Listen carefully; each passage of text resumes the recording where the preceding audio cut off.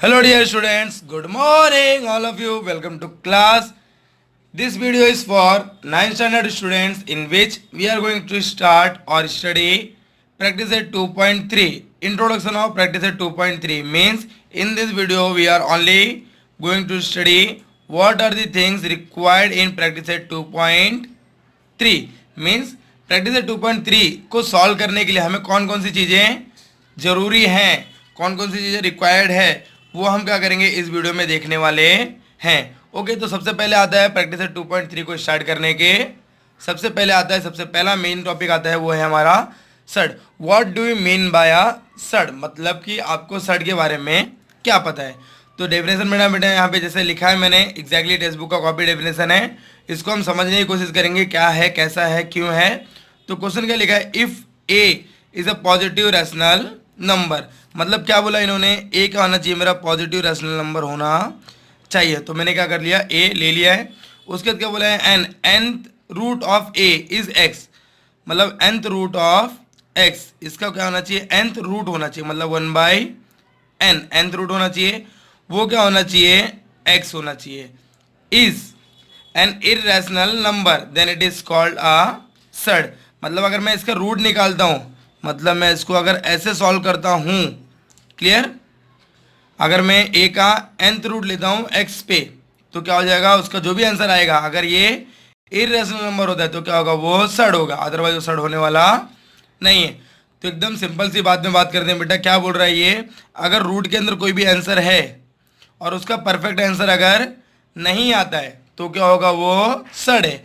अगर perfect answer आ गया तो वो सड नहीं है। जैसे कि रूट ऑफ 4, रूट ऑफ 4 का आंसर कितना आता है 2, मतलब रूट ऑफ 4 मेरा क्या है, सड नहीं है। क्लियर, एक एग्जांपल मैंने बता दिया। दूसरा एग्जांपल देखते हैं, रूट 9, रूट 9 का आंसर कितना आता है बेटा, +-3, यहाँ पे भी क्या आएगा, +-2।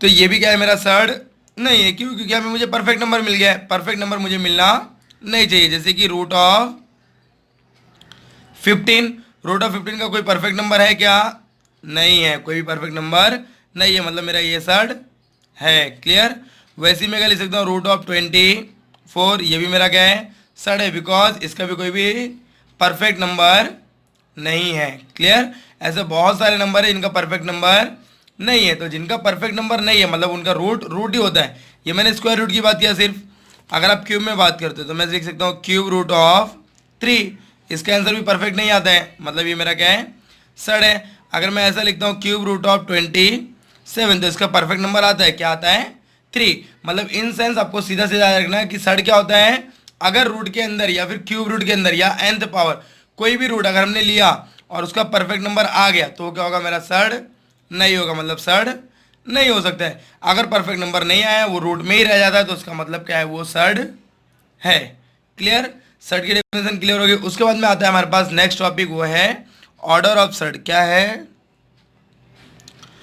ऑर्डर ऑफ द सड। और ऑर्डर ऑफ द सड क्या होती है, द हाइएस्ट पावर और the nth power of the number is called order of the surd. मतलब मैं यहाँ पे क्या लिखूंगा, रूट ऑफ 2, तो यहाँ पे कोई नंबर प्रेजेंट है क्या, नहीं है, लेकिन उसको हम क्या कंसिडर करते हैं, लेट अस कंसिडर, ये होता है 2, तो इसका ऑर्डर कितना होगा, order of surd is 2। Clear everyone, समझ में आ गया आपको। अगर मैं इसको ऐसा लिखता हूँ, root of 5th root of 5th, मतलब 5th रूट ऑफ 5th निकालना है, तो इसका ऑर्डर कितना होगा, इसका ऑर्डर कितना होगा बेटा, 5। क्लियर, समझ में आया सबको। अगर मैं ये निकालता हूँ क्यूब रूट ऑफ 25, तो इसका ऑर्डर कितना आने वाला है, यहाँ पे कितना प्रेजेंट है, यहाँ पे 3 प्रेजेंट है। मतलब क्या है, ये जो रूट बनाते हैं हम, ये रूट के ऊपर क्या नंबर यहाँ पर प्रेजेंट है, हमें नंबर को यहाँ नहीं देखना, हमें नंबर को देखना है यहाँ पे, ये जो टर्निंग पॉइंट है इसके जस्ट ऊपर, यहाँ पे कौन सा नंबर प्रेजेंट है, उसके हिसाब से हम क्या डिसाइड करेंगे, उसका ऑर्डर। क्लियर एवरीवन, समझ में आया। तो क्या आप मुझे इसके आंसर बता सकते हो, मैं कुछ आंसर देता हूँ, सॉरी मैं आपको कुछ क्वेश्चन देता हूँ, उसके आंसर आपको क्या करना है, कमेंट सेक्शन में बताना है। सबसे पहले मुझे बताओ ये सड है या नहीं सड है। उसके बाद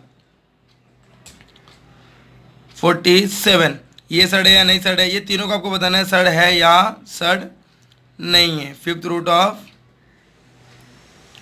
15, ओके। उसके बाद है मेरे पास 625। क्लियर। इसका क्या निकालना है मुझे, फिफ्थ रूट निकालना है वापस से।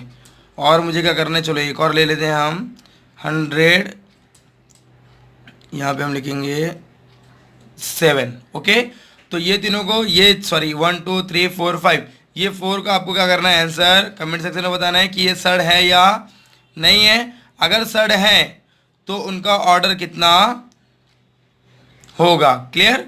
अगर ये सड है तो उसका ऑर्डर क्या होगा, अगर सड नहीं है तो ऑर्डर क्यों, सॉरी अगर सड नहीं है तो क्या बताना है आपको, ये सड क्यों नहीं है। ओके, तो दो टॉपिक हमने कंप्लीट किया, एक सड और एक ऑर्डर। ओके, तो अब हम थर्ड टॉपिक में मूव करते हैं। थर्ड टॉपिक है हमारा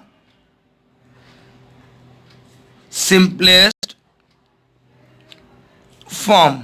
मतलब आप सिंपलेस्ट फॉर्म में कैसे लिख सकते हो। अब सिंपलेस्ट फॉर्म में लिखने के लिए आपको क्या करना है, जैसे कि मेरे पास यहाँ पे रूट ऑफ 160। अब मुझे बोला जा रहा है इसको सिंपलेस्ट फॉर्म में लिखिए, तो सिंपल फॉर्म में हम इसको कैसे लिख सकते हैं, मैं सॉल्व करता हूँ। क्या मैं इसको ऐसा लिख सकता हूँ 16 इंटू 10, यस और नो, यस लिख सकते हैं हम इसको। देन मुझे पता है मैं इसको ऐसा डिवाइड कर सकता हूँ क्या, root of 16 into root of 10 मैं कर सकता हूँ, ऐसा भी कर सकता हूँ मैं। अब मुझे पता है रूट ऑफ 16 कितना होता है मेरा 4, और रूट ऑफ 10 का आंसर कोई भी नहीं होता है, तो रूट ऑफ 10 का होगा, ऐसे ही होगा। मतलब आपको दिया क्वेश्चन ये था, आपने क्या कर दिया, इस फॉर्म में कन्वर्ट कर दिया, तो इसको हम क्या बोलते हैं, सिंपलेस्ट फॉर्म। क्लियर एवरीवन, समझ में आ गया बेटा आपको। नेक्स्ट क्वेश्चन सॉल्व करते हैं।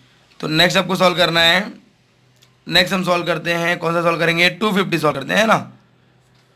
तो 250 को आप कैसे सॉल्व करोगे, इसको मैं कैसे लिख सकता हूँ, ऐसा लिख सकता हूँ 25 इंटू 10, यस और नो, यस। फिर इसको हम डिवाइड कर सकते हैं, root of 25 into root of 10, then it become root of 25 is 5 and this is root 10। Clear everyone. Simplest form क्या होता है बेटा, आपको कोई भी नंबर को क्या करना है, उसके सिंपलेस्ट फॉर्म में लेके आना है। इसका मतलब क्या करना है, उसको पहले रूट के अंदर डिवाइड करो और देखो कौन से नंबर का root, square root, cube root निकलता है, फिर आपको क्या करना है, उस तरीके से सॉल्व करना है। अगर मैं क्यूब रूट की बात करूँ तो मैं क्यूब रूट में कैसे लिख सकता हूँ, 2700। क्लियर। इसका मुझे क्या निकालना है, इसका मुझे निकालना है,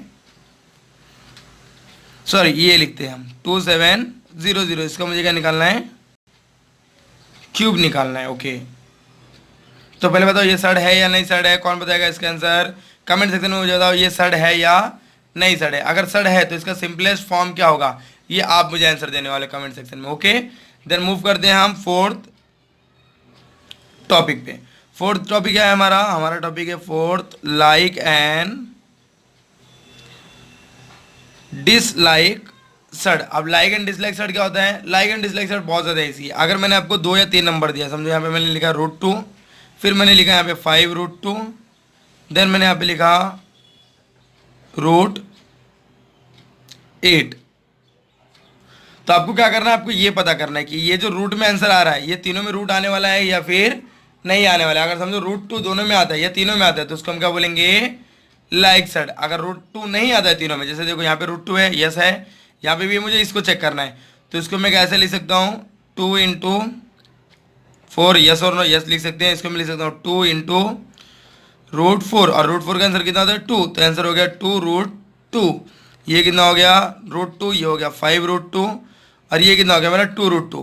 तो देखो यहाँ पे √2 है, यहाँ पर भी √2 है, यहाँ पर भी √2 है। इट मीन्स ये क्या है मेरा लाइक सड है। क्लियर। डिसलाइक सड कैसा होगा, डिसलाइक सड ऐसा हो सकता है √2, 5√3, 4√5।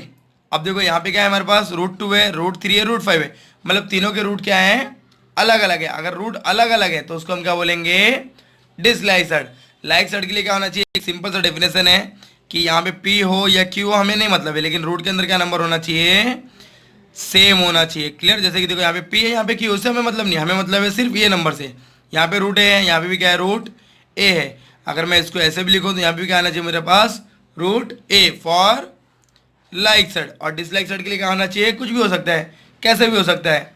क्लियर। तो यहाँ पे हमारे कंप्लीट हो जाते हैं 4 टॉपिक। अब हम मूव करते हैं नेक्स्ट टॉपिक। नेक्स्ट टॉपिक है हमारा कंपेयर। तो हम कहाँ पे मूव कर चुके हैं, हम मूव कर चुके हैं टॉपिक नंबर 5 जो है हमारा कंपैरिजन ऑफ सड, या फिर उसको बोल सकते हो आप कंपेयर। कंपेयर करना। अब कंपेयर कैसे करना है, कंपेयर करना मुझे कैसे है, देखो अगर मैं सिंपली लूँ √2 एंड √3, मैंने एग्जाम्पल लिया है इसी ये √2 एंड √3। अब इसके बारे में कंपेयर करना है, तो इसके बारे में कंपेयर करने के लिए मैं सबसे पहले क्या कंपेयर करूंगा, 2 और 3, ये दोनों में से कौन बड़ा है, √3 बड़ा है ना, सॉरी 3 बड़ा है, तो मैंने ये कर दिया। अगर ये बड़ा है तो इसका रूट भी क्या होगा, सेम वही चीज़ें होंगी, यस और नो। अब नहीं समझ में आया तो अभी एग्जाम्पल लेते हैं। समझो एक बच्चे के पास 10 रुपये है और एक के पास है 15 रुपया, क्लियर। एक के पास है 10 रुपये, एक के पास है क्या है 15 रुपीज़ है।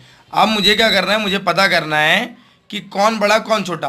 तो मैंने क्या किया, ये 10 रुपीज़ वाले को इसको 4 रुपये दे दिया एक्स्ट्रा, और ये जो 15 वाला है इसको भी मैंने क्या किया 4 रुपीज़ एक्स्ट्रा दिया। अगर वैसे देखोगे तो भी कौन था बड़ा, 15 वाला ही बड़ा था। अब 4 रुपीज़ बढ़ गया तो यहाँ पे कितना हो गया 14, और यहाँ पे कितना हो गया है 19। अभी भी कौन बड़ा है, 19 वाला ही बड़ा है। सेम रूल यहाँ पे अप्लीकेबल है। अगर बिना रूट के 3 बड़ा है तो रूट लगाने के बाद भी कौन बड़ा होगा, 3 इज बिगर देन √2, क्लियर। मतलब रूट लगाओ या कुछ भी लगाओ, उससे हमें मतलब नहीं है, हमें नंबर देखना है विदाउट रूट। अगर विदाउट रूट वो बड़ा है तो इसका मतलब वो रूट लगाने के बाद भी क्या होगा, बड़ा ही होगा। क्लियर एवरीवन, समझ में आई बात। तो हम मूव करते हैं क्वेश्चन नंबर, एक एग्जांपल लेते हैं। एग्जांपल में से तो हमें क्वेश्चन दिया हुआ है 7√2, 5√3, क्लियर। ये क्वेश्चन दिया हुआ है तो ये मैंने एग्जांपल से लिया है, इसी एग्जांपल लिख देता हूँ मैं। तो इसको हम सॉल्व करते हैं। 7√2, 5√3, मैं इसको ऐसा लिख सकता हूँ क्या, 7√2, 5 इंटू √3, क्लियर एवरीवन। 7 को हम रूट में अगर लिखेंगे तो कैसे लिख सकते हैं, √49 इंटू √2, 25 को हम कैसे लिख सकते हैं, √5 इंटू √3, क्लियर। अब ये क्या जाएगा बेटा, रूट सेम है तो नंबर क्या जाएंगे, मल्टीप्लाई हो जाएंगे, तो 49 इंटू 2, यहाँ पे कितना हो जाएगा 25 इंटू 3। अब मुझे बताओ 49 2 कितना होता है 98, क्लियर एवरीवन, √98, और यहाँ पे कितना आ गया √75। बट मुझे पता क्या है, हमें क्या पता है, 95 is bigger than 95 is bigger than 75। It means यहाँ पे हम क्या लिखेंगे, therefore √98 is also bigger than √75। Clear, समझ में आया आपको।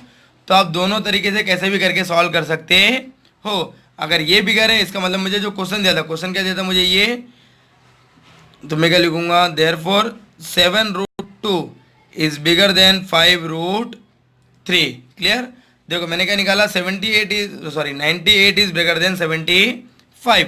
It means √98 is bigger than √75, और √98 और √75 कहाँ से आया था हमारा, 7√2 और 5√3 से आया था। मतलब कौन बड़ा हुआ, 7√2 क्या हुआ, बड़ा हुआ 5√3 से, क्लियर। यहाँ पे हमारे क्या होता है, कंपैरिजन भी कंप्लीट होता है। नेक्स्ट टॉपिक है हमारा ऑपरेशन। अब ऑपरेशन कौन कौन से टाइप के होते हैं, एक प्लस होता है, एक माइनस, एक इंटू और एक डिवाइड। तो ये दोनों तो हम एक साथ में पढ़ने वाले, प्लस माइनस। उसके बाद हम इंटू पढ़ेंगे, उसके बाद हम पढ़ेंगे डिवाइड के बारे में। और मैं जो आपको बता रहा हूँ ये आप चीज़ें अप्लाई कर सकते हो 2.3 में। अप्लाई करके देखो, अगर आपको आता है तो ठीक, अगर नहीं आता तो मुझे कमेंट सेक्शन में बताओ कि सर मुझे 2.3 नहीं आया, तो हम 2.3 के ऊपर भी वीडियो बना सकते हैं। ओके, तो operation plus minus into divide. तो हम सबसे पहले बात करते हैं प्लस और माइनस की। देखो अगर आपको रूट को सर्ट्स को ऐड करना है या फिर सब्ट्रैक्ट करना है, उनका सर्ट क्या होना चाहिए, इक्वल होना चाहिए। जैसे कि अगर आप अपनी टेक्स्ट बुक में देख सकते हो, तो टेक्स्ट बुक में जो आपको एग्जांपल दिए हुए हैं वो क्वेश्चन देखिए कैसे दिया हुआ है आपको। यहाँ पे क्वेश्चन दिया हुआ है सिंप्लीफाई में, है ना, ये क्वेश्चन दिया हुआ है। तो देखो यहाँ पे √3 है, यहाँ पे √3 है, मुझे मतलब ये हो सकता है, बट यहाँ पे है क्या, नहीं है। तो हम इसको सॉल्व करके देखते हैं। क्वेश्चन क्या दिया हुआ है हमें, क्वेश्चन दिया हुआ है 7√48 माइनस √27 माइनस √3, क्लियर। अब सबसे छोटी बेस क्या है यहाँ पे, √3 है, मतलब ये भी √3 के फॉर्म में कन्वर्ट होना चाहिए और ये भी √3 के फॉर्म में कन्वर्ट होना चाहिए, तो ही मेरा आंसर आएगा, अदरवाइज मेरा आंसर आने वाला नहीं है, क्लियर। तो मैं इसको कैसे कन्वर्ट कर सकता हूँ, इसको मैं लिख सकता हूँ 7 इंटू √48 माइनस √27 माइनस √3। अब मुझे पता नहीं कि 48 टेबल में आता है कि नहीं आता 3 के, तो हम इसको डिवाइड कर लेते हैं। 48 को अगर मैंने 3 से डिवाइड किया तो कितना आएगा, 3 1 ज़ा 3, 1 कैरी, 3 6 ज़ा 18, मतलब कितना हो जाएगा ये 16, 3 ज़ा कितना होता है 48। तो इसको मैं कैसे लिख सकता हूँ, ऐसे लिख सकता हूँ, √7 into √16 into 3 minus root 9 into 3 minus root 3। Clear everyone. अब मैं क्या लिख सकता हूँ इसको 7 into root 16 into root 3 minus root 9 into root 3 minus root 3। Clear everyone. अब देखिए हमारे पास क्या आएगा। अब हम कैसे लिख सकते हैं इसको 7 इंटू रूट 16 कितना होता है 4 इंटू रूट 3 माइनस रूट 9 कितना होता है 3 इंटू रूट 3 माइनस रूट 3। अब देखिए यहाँ पे रूट थ्री हमारे पास क्या है कॉमन है, तो इसको हम बाहर ले सकते हैं। तो हमारे पास आंसर कितना होगा 7 4 28 माइनस 3 माइनस 1, और मैंने क्या कर दिया रूट 3 को बाहर। अब बहुत बच्चे के मन में डाउट होगा सर यहाँ पे 1 कैसे आया, तो यहाँ पे कुछ नहीं है, इसका मतलब कितना मल्टीप्लाई होता है 1। और इसको हम कैसे लिख सकते हैं 28 माइनस 3 कितना होता है 25 25 माइनस 1 24, मतलब इसके आंसर कितना आएगा 24 रूट 3। Clear everyone. तो अगर माइनस करना है या ऐड करना है सब्ट्रैक्ट करना है, आपको क्या करना पड़ेगा, ये रूट वाला जो है नंबर है उसको क्या करना पड़ेगा सेम करना पड़ेगा, अदरवाइज आपका नंबर ना तो ऐड हो सकता है ना तो सब्ट्रैक्ट हो सकता है ना तो और कुछ हो सकता है। क्लियर। तो यहाँ पे क्या होता है हमारा ऑपरेशन भी कंप्लीट होता है प्लस माइनस। अब हम मूव करते हैं मल्टीप्लाई पे। तो मल्टीप्लाई करना तो बहुत ज़्यादा ईजी है बेटा, मल्टीप्लाई में तो कुछ करना ही नहीं है, तो मल्टीप्लाई करना सीखते हैं। मल्टीप्लाई में बहुत ईजी है। कौन सा क्वेश्चन करते हैं, फोर्थ क्वेश्चन करता हूँ मैं सॉल्व आपकी प्रैक्टिस सेट का। बाकी क्वेश्चन आपको करना है 5 रूट 8 इंटू 2 रूट 8। तो इसको मैं कैसे सॉल्व कर सकता हूँ देखते हैं। 5 2 जा 10, फिर क्या होगा रूट का मल्टीप्लाई, तो 8 8 जा 64। Clear everyone. तो कितना हो गया 10 इंटू 64 का रूट कितना होता है 8, मतलब मेरा आंसर कितना आएगा 80। Clear everyone. समझ में आया बेटा आपको। और कौन सा सॉल्व कर सकते हैं, और हम क्वेश्चन नंबर 3 सॉल्व करते हैं। चलो क्वेश्चन नंबर 2 सॉल्व करते हैं, सॉरी। तो क्वेश्चन नंबर 2 दिया हुआ है 3 रूट 12 इंटू 7 रूट 15। तो इसको हम कैसे लिख सकते हैं, ऐसा लिख सकते हैं कि 3 इंटू रूट 12 को कैसे लिख सकता हूँ मैं 4 3 ज़ा इंटू 7 इंटू 3 इंटू 5। क्लियर। अब रूट को मल्टीप्लाई करते हैं, 7 3 ज़ा 21 इंटू रूट अंदर क्या हो जाएगा मेरा 4 इंटू 3 इंटू 3 इंटू 5। क्लियर। अब मैं क्या लिख सकता हूँ इसको 21 रूट 4 ऐसे ही रहेगा, 3 3 जा कितना हो गया 9 इंटू 5। मतलब मेरे रूट के अंदर ऐसे दो नंबर हैं जिनको मैं बाहर निकालूँ तो मेरा परफेक्ट नंबर आ सकता है। तो मैं क्या लिख सकता हूँ इनको ऐसे लिख सकता हूँ root 4 into root 9 into root 5। Yes हम लिख सकते हैं। अब क्या हो गया मेरा ये 21 इंटू रूट 4 कितना होता है 2, रूट 3 कितना होता है 9 into root 5 as it is root 5 ही होता है। हमारा नंबर कितना हो गया 21 इंटू 3 2 जा 6, इस दोनों का हमने मल्टीप्लाई कर दिया इंटू रूट 5। अब जो नंबर बचा उसको मल्टीप्लाई कर दो, 6 1 जा 6 6 2 जा 12 126 इंटू रूट 5। क्लियर। आपको समझ में आएगा मल्टीप्लाई कैसे करना है। मल्टीप्लाई भी बहुत ज़्यादा इजी बेटा। अब हमारा जो लास्ट टॉपिक बचा हुआ है ऑपरेशन में वो है हमारा डिवाइड। तो डिवाइड हम किसको करते हैं, हम डिवाइड करते हैं क्वेश्चन नंबर 2 को करते हैं। चलिए डिवाइड करना ही बहुत ज़्यादा इजी है। क्या लिखा है हमारे लिए root 125 divide by root 50। Clear. अब हम इसको ऐसा लिख सकते हैं क्या बेटा, हम इसको ऐसा लिख सकते हैं 125 divide by root 50। This can be also written as root 125 divide हो रहा है तो उसको हम ऐसा लिख सकते हैं ना रूट 50। यस और नो, यस लिख सकते हैं। अब देखो मेरे पास दोनों के पास क्या होना चाहिए रूट सेम होना चाहिए, तो ही मल्टीप्लाई या तो फिर डिवाइड होगा, ये याद रखना। यहाँ पे ऑर्डर कितना है 2, यहाँ पे भी ऑर्डर कितना है 2। अगर ऑर्डर सेम होगा तो ही नंबर क्या होता है मल्टीप्लाई, अदरवाइज डिवाइड, अदरवाइज कुछ भी होने वाला नहीं है। प्लस माइनस इंटू डिवाइड कुछ भी करना है तो आपको ऑर्डर क्या होना चाहिए सेम होना चाहिए।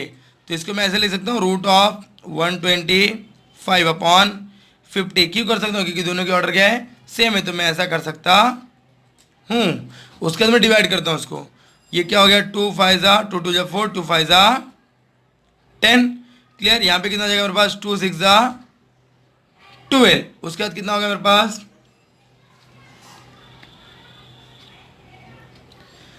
2 6 जा 12। उसके बाद नंबर क्या होगा, उसके बाद नंबर क्या हो जाएगा चेंज होगा, पॉइंट में आ जाएगा। तो इससे अच्छा हम क्या करते हैं इसको नहीं करते हैं, हम कैसे करेंगे, हम अलग तरीके से करते हैं। चलो हम फिर 5 से डिवाइड कर लेते हैं, क्योंकि 5 के टेबल में भी 125 आता है और 25 भी आता है, तो 5 से डिवाइड करते हैं। 5 5 जा 25, 5 1 जा क्या है 5 2 जा 10 और 5 5 जा 25।